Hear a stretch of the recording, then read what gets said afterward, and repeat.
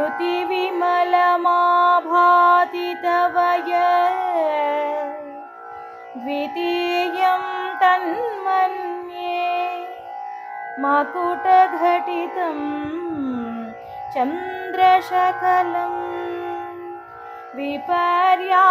विपर्यासन्यासा उभयमपि सम्भूय च मिथा सुधालेपस्यूते परिणमतिराकाहि मकरः भ्रुवो भुग्ने किञ्चित् भुवनभयभङ्गो व्यसनिनि त्वदीये नेत्राभ्यां मधुकररुचिभ्यां धृतगुणं धनुर्मन्ये सव्येत्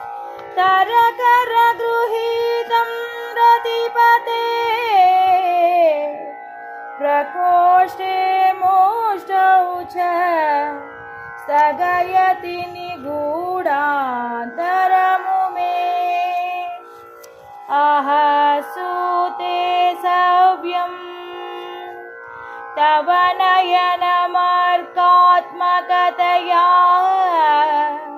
त्रिया मां वामं ते सृजति रजनीनायकतया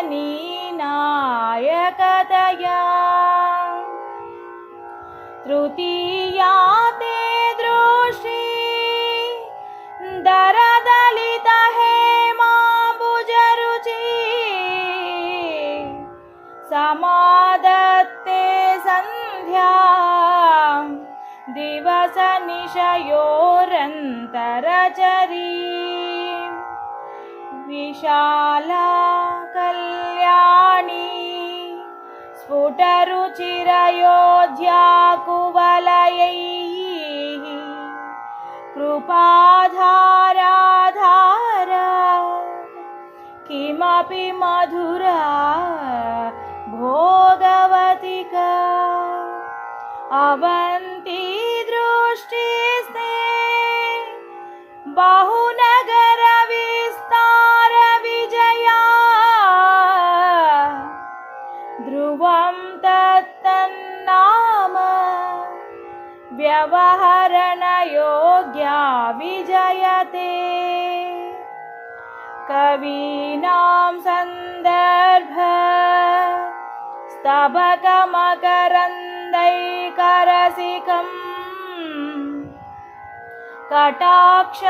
कटाक्षव्याक्षेप भ्रमरकलभौ कर्णयुगलम्